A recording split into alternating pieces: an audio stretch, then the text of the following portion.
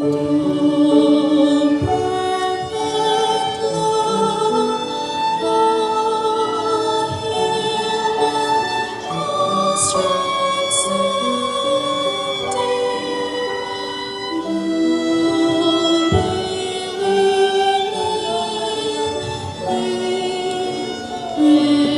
request everybody to please stand as we give honor to the bride.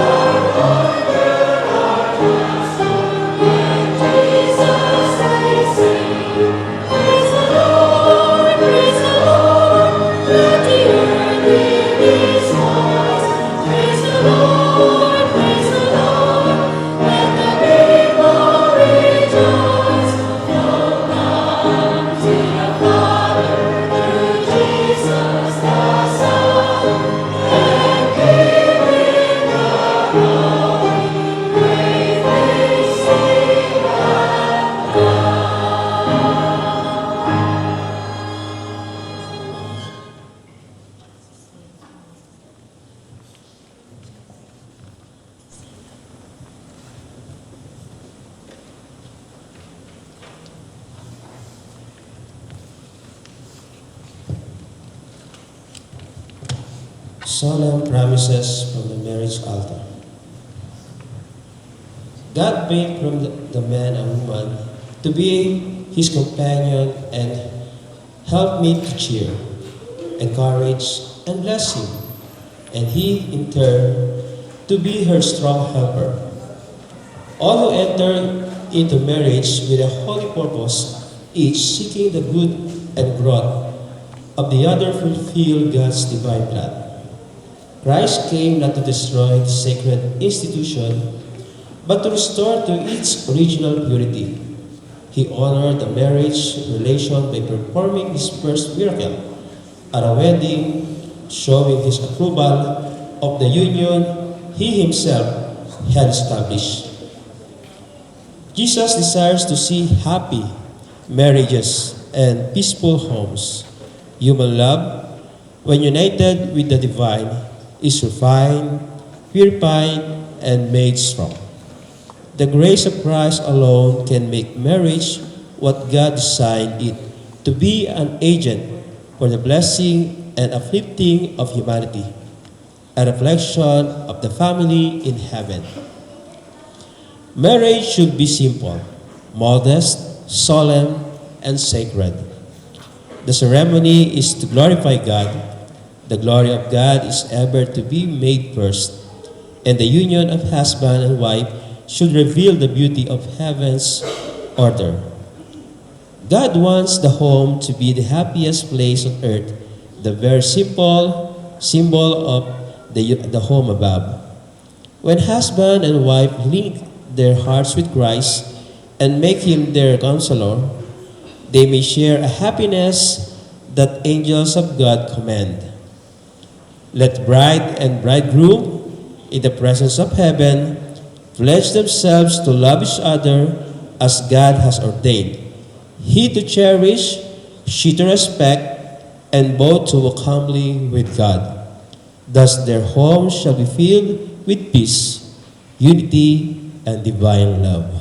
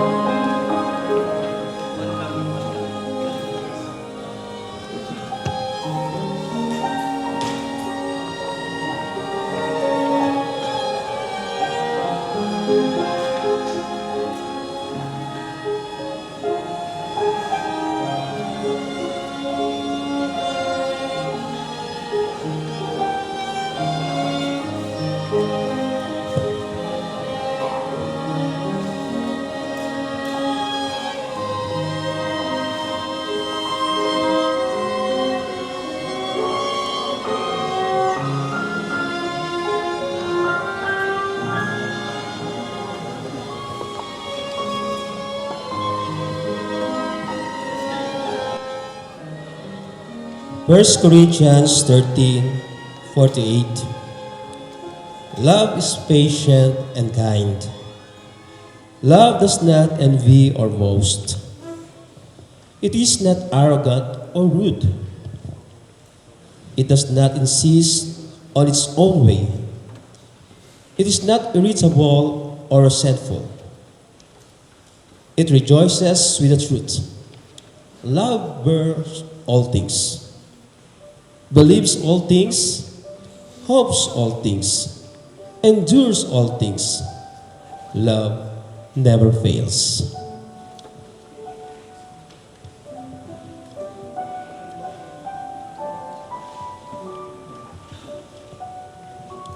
Tayo po ay sumandaling manalangin.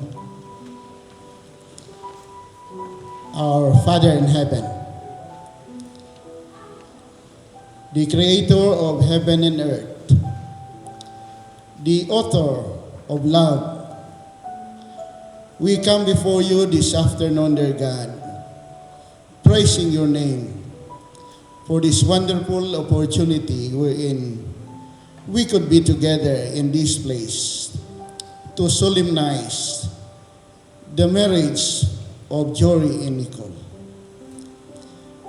May your power be felt by each one, dear Father. Your presence be manifested in each one of us this afternoon. And may your name be glorified. Thank you, Lord, for hearing our prayer. We ask this in the loving name of Jesus. Amen.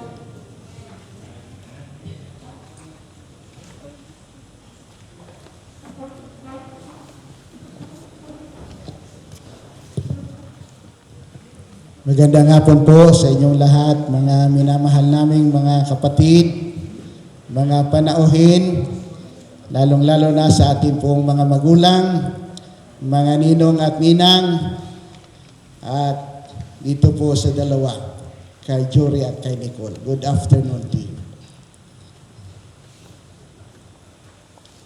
Mayroon lang akong ilang paalala sa inyo ngayong hapon.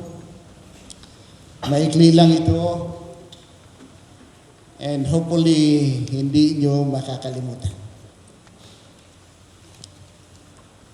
Nais ko pong basahin ang nasa Genesis chapter 2.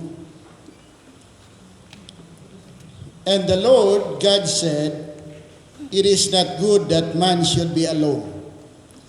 I will make him a helpmeet for him." And out of the ground the Lord God formed every beast of the field, and every fowl of the air, and brought them unto Adam, to see what he would call them. And whatsoever Adam called every living creature, that was the name thereof. And Adam gave names to all cattle, and to the fowl of the air, and to every beast of the field. But for Adam there was not found a helpmeet for him. And the Lord God caused a deep sleep to fall upon Adam, and he slept, and he took one of his ribs, and closed up the flesh instead thereof. And the rib which the Lord God had taken from man, made a woman, and brought unto the man. And Adam said, "This is now bone of my bones, and flesh of my flesh. She shall be called woman, because she was taken out of man. Therefore shall a man leave his father and mother, and shall cleave unto his wife, and they shall be one flesh. And they were both naked, the man and his wife, and were not ashamed." Sa binasa ko ngayong hapon, Jory and Nicole, mayroon lang tatlong salita akong kukunin doon. Number 1 is the word ribs.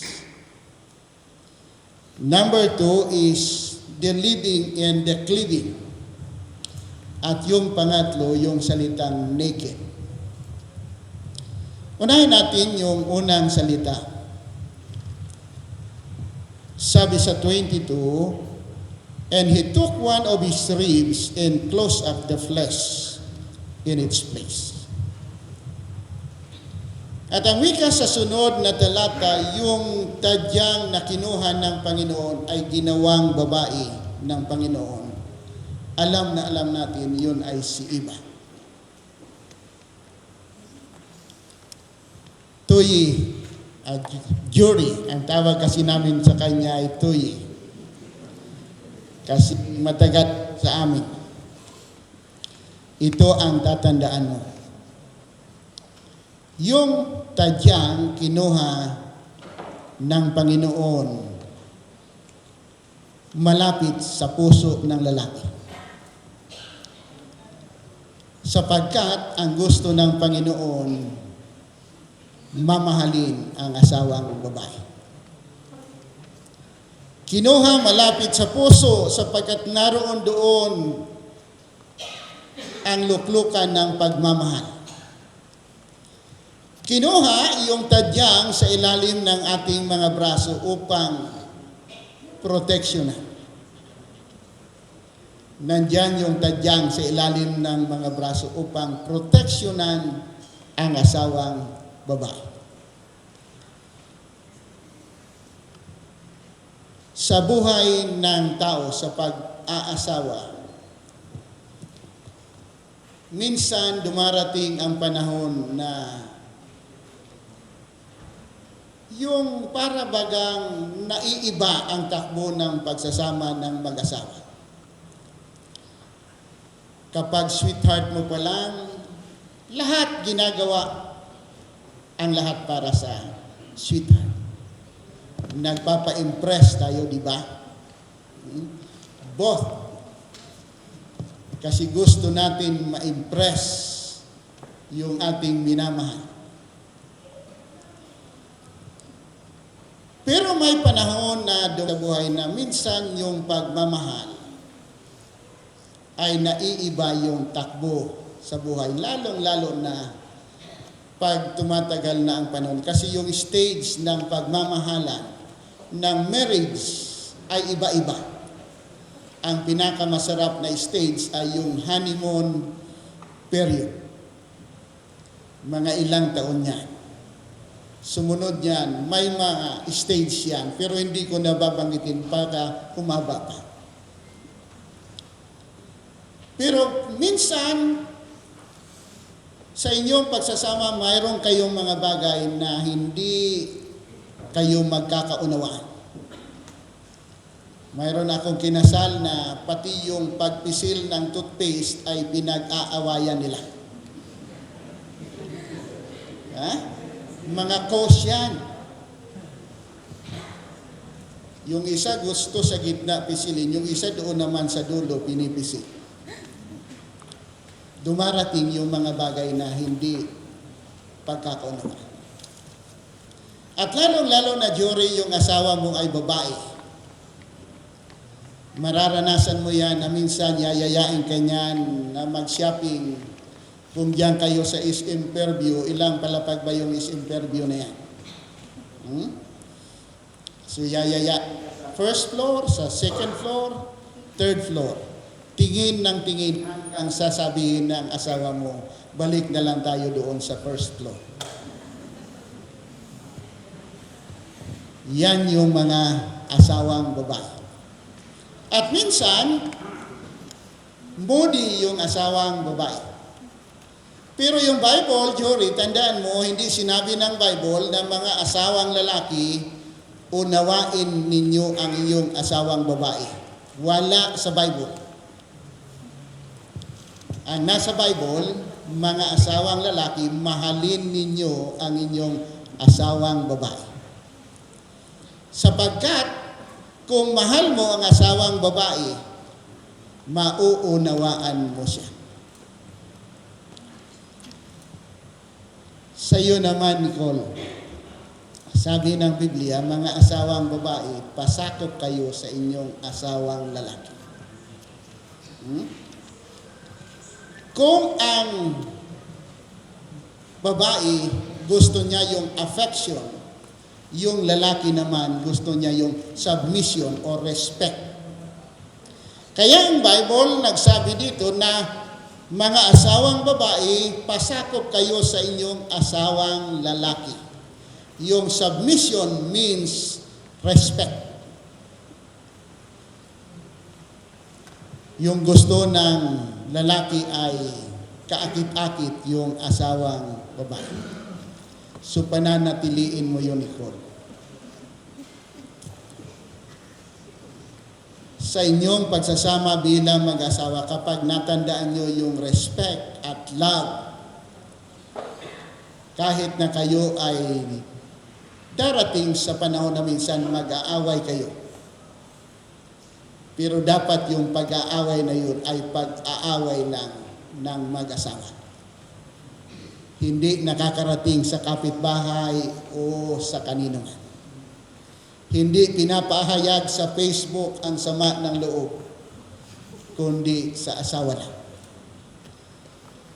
Kasi ang pagmamahal, kung kayo ay nagmamahalan, mananatili kayo kahit na kayo ay nag-aaway. At kapag kayo ay nag-aaway, kung mayroon kayong pagsusumbungan, Panginoon lang muna sa lahat. Ang pagmamahalan ay nandyan sa Bible. Love is patient. Mayroon ako nabasang t-shirt na kasulat, growth in progress. Be patient. Love is patient ang sabi ng Bible. So dapat pangatawanan natin ang mga bagay na yan. So yung submission, pagpapasakop mo, Nicole, ay iyong pakatatandaan. Yung pagmamahal mo to, Jory, yung affection mo kay Nicole ay huwag kakalimutan. Pangalawa, sabi ng Bible, therefore a man shall leave his father and mother and be joined to his wife, and they shall become one flesh. Gusto kong diinan ng pansin yung salitang living and cleaving. Sa Bible, yung living, iiwanan, ang ibig sabihin niyan ay yung affection mo, Jory, affection mo from parents, ay itatransfer mo na kay Nicole. So, ibig sabihin, ang priority ng pagmamahalan nito, ang priority mo ay yung asawa mo. The same is true with you, Nicole.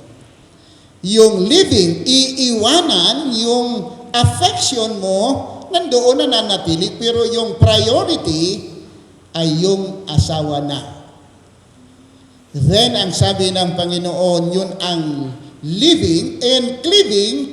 Pag sinabing cleaving, to fasten into. Ang ibig sabihin niyan, parang dalawang papel na pinagdikit mo. O di kaya dalawang kahoy na ipinako ninyo. Yung cleaving, dalawang papel na pinagdikit. Nang ibig sabihin, kayo ay hindi na dalawang laman, kundi iisa na lang na laman. Kapag pinagdikit na ang dalawang papel, kung papaghiwalayin ay pwede pa rin, pero malaki ang magiging damage. Hindi na maisasauli sa original. So yung living and cleaving, mahalaga sa banal na kasulatan na kayo ngayon ay magtatayo na ng sarili nyong tahanan, iiwanan ang mga magulang, pero hindi ibig sabihin na papabayaan. Iiwanan sapagkat kayo ay magtatayo ng sarili nyong tahanan.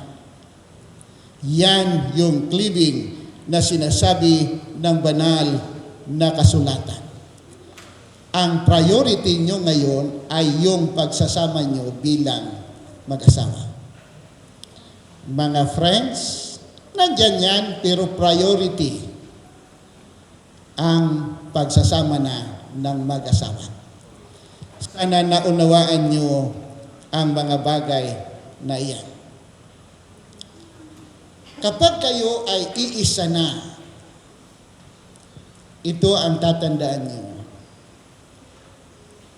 Sabi ng, may kasabihan tayo sa Tagalog na ang sakit ng kalingkingan ay dama ng buong katawan. Kapag nasasaktan yung isa, dapat nasasaktan din yung isa. Kapag masaya ang isa, masaya din yung isa. Bakit? Iisa na kayong laman. Yan ang sabi ng banal na kasulatan. Kaya kapag nag-aaway kayo, huwag niyong ikikwento kung saan. Kasi iisa na kayo. Hindi pinapahayag kung saan, pinapahayag unang-una sa Panginoon. Kasi ang sentro ng pagmamahalan, ng pag-aasawa, ay dapat ang Panginoon.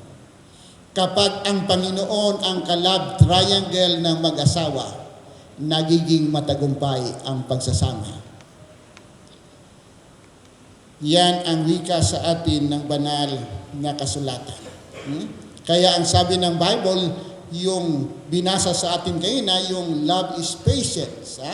It bears all things. Ang it endures all things. Ang sikreto diyan ay dadaanin nyo sa maraming panalangin. So kapag umaalis ang isa, pinapaliguan ng panalangin ang isa't isa. Huwag kayong mawawala sa direksyon ng prayer ng inyong buhay kasi yan ang pinakamahalaga. Ang relation natin ay dapat naka-anchor sa ating Panginoong Hesus. Last, maikli lang ito kasi marami na akong kinakasal, nalilimutan nila. Pero gusto kong tandaan niyo ito. Last na salita. And they were both naked, the man and his wife, and were not ashamed. Yung naked, it signifies openness. Pagiging open nyo sa isa't isa. Walang itinatago. Open, nothing between. Open kayo sa isa't isa. Ang feeling mo, Nicole, dapat ino-open mo sa kanya, kay Jory. Ikaw, Jory, ganun din, ino-open mo kay Nicole. Ano man niya, wala kayong dapat na itago sa isa't isa. Yan ang panukala ng Panginoon. Open kayo sa isa't isa. Parehas kayo may cellphone? May password mga cellphone nyo? Alam ni Jory ang password ng cellphone mo? Ikaw, alam mo ang password? I-open niya sa isa't isa para wala tayong tinatago sa isa't isa. Yan ang pagsasama na masaya. Open lang kayo sa isa't isa. Ano man na kalagayan ng inyong buhay, dapat maging open kayo sa isa't isa. Sapagkat ang pag-aasawa ay hindi smooth sailing yan. Hindi nyo alam ang background ng isa't isa. Hindi mo pa kilala yan masyado si Jory, Nicole, di ba? Ilan taon na ba kayo? Matagal-tagal na. So hindi nila alam kung kailan na sila nagsimula. So ang ibig sabihin yan, mayroong mga loopholes tayo na minsan doon tayo dapat na maging matibay. Open lang kayo sa isa't isa. Sabi ko sa inyo, may panahon na ang pagsasama ng mga asawa ay dumarating sa yung parang roller coaster ng buhay. Ang pinakamasarap na pagsasama, yung honeymoon period. Pero may mga times na dumarating na parang nawala na yung honeymoon na lang ang natitira. Pero panatilihin yung nasa kamay kayo ng Panginoon. nasa pagluhod kayo, kagaya ng ginawa nyo, naghugasan kayo ng mga paa. Symbol of humility. Na kapag nagkulang ang isa, marunong tayong magpakumbaba sa isa't isa. Na yung ginawa nyo na paghuhugasan ng paa, hindi lang seremonya na ginawa dito, kundi yun ay maging bahagi ng inyong pagsasama bilang mag-asawa. So sa hapong ito, Jory and Nicole, huwag niyong kalilimutan yung ribs, Jory, galing sa tadyang sapagkat malapit sa puso. Yung tadyang malapit sa puso. Yung respect, yung living and cleaving, na kapag dumarating ang problema, kung may sosolusyonan kayo, ito ang tatandaan niyo. Huwag kayo magsasabi, bigyan mo muna ako ng space. Uuwi muna ako sa bahay. At kung magko-consider kayo ng maraming solusyon sa inyong pagsasama, ito ang inyong tatandaan. Separation or divorce kung dating man sa Pilipinas. Tandaan nyo, separation or divorce is not an option. Kayo ay lalapit sa Panginoon sa lahat ng oras. Yan lang ang mga salita na nais kong iwanan sa hapong ito sa bawat isa sa inyo. Pagpalain kayo ng Panginoon.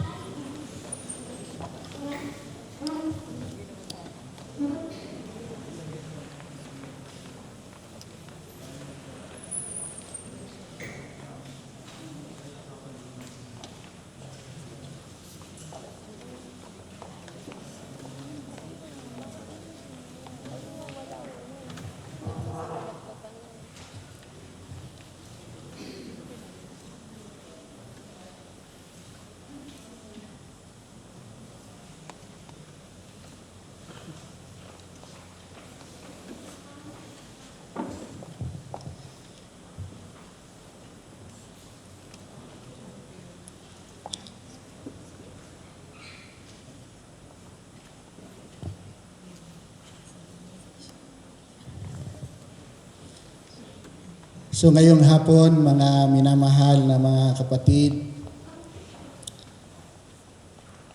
si Yaman, si Jory at si Nicole at magsumpaan sa harap ng ating Panginoon. Nais ko pong ipahiwatig sa inyo na nawa ang pagpapala ng langit ang siyang sumakanila upang ang mga vow na sasabihin nila ay tumimo sa kanilang mga puso habang sila ay patuloy na pinagkakalooban ng buhay ng ating mahal na Diyos.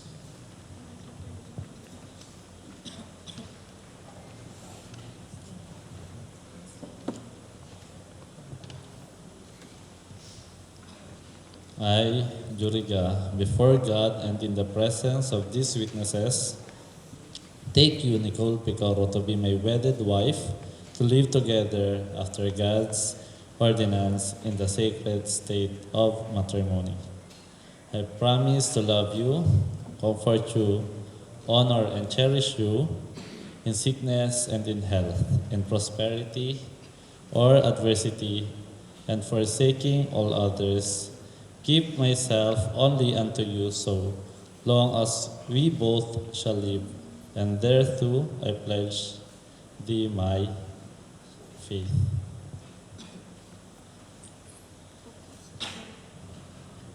I, Nicole Picaro, before God and in the presence of these witnesses, take you, Juriga, to be my wedded husband, to live together after God's ordinance in the sacred state of matrimony.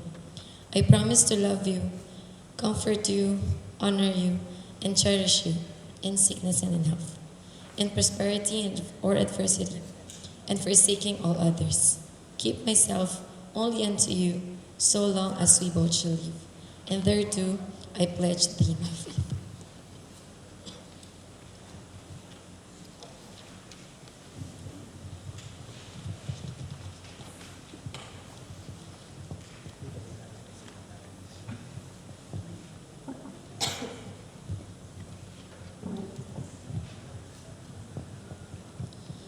Mahal na Diyos na makapangyarihan po kayo sa lahat.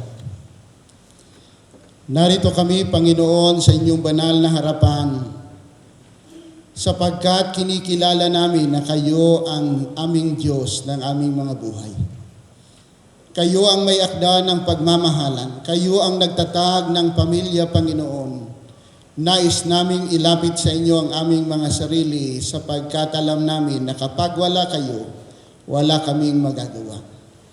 Tangi ko pong linalapit sa inyo, Panginoon, sa hapong ito, si Jory at si Nicole, sa kanilang pag-iisang dibdib, O Diyos, sa kanilang commitment sa isa't isa na sila ay magsasama bilang mag-asawa, upang maihayag ang iyong dakilang pangalan, makilala ng mga tao na kayo ang Diyos na kanilang pinaglilingkuran at kayo ang Diyos na mangunguna sa kanilang buhay sa pagtatayo ng isang pamilya.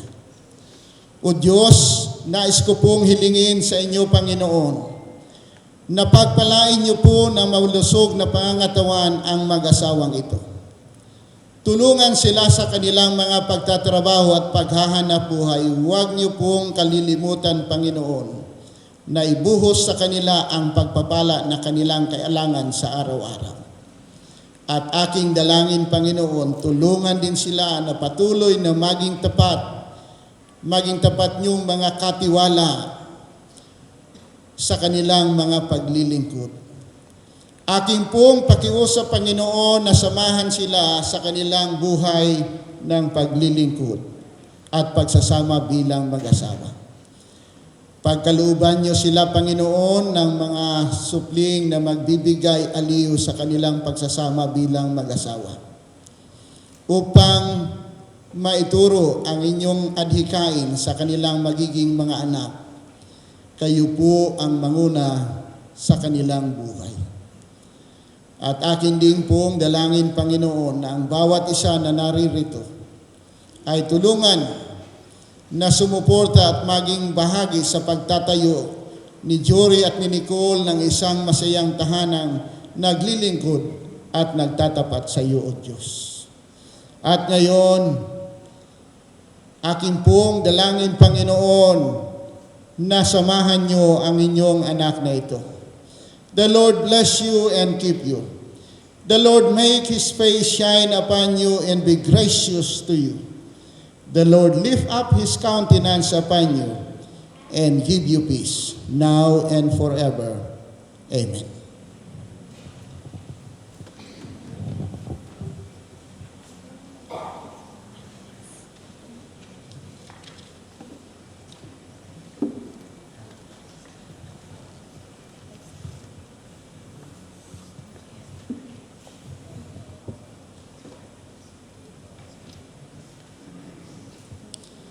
By the power invested upon me as a minister of the gospel of Jesus Christ, and by the Republic of the Philippines, I now declare you husband and wife. What God hath joined together, let not man put asunder. God bless you both.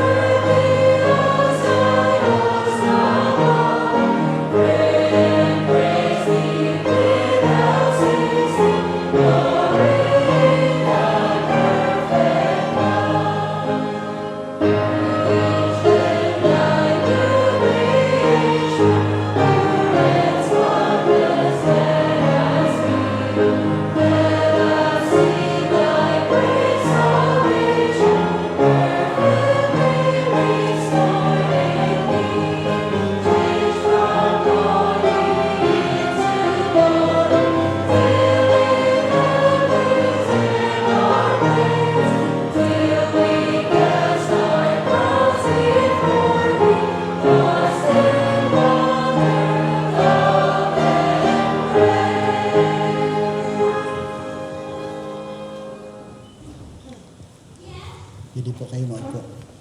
Nais ko pong anyayahan yung ating mag-partner na ninong at ninang, si Mr. and Mrs. Rictin at Francisco Agustin. Pwede po kayo umakyat dito para inyo pong saksihan ang paglalagda ni Jory at ni Nicole.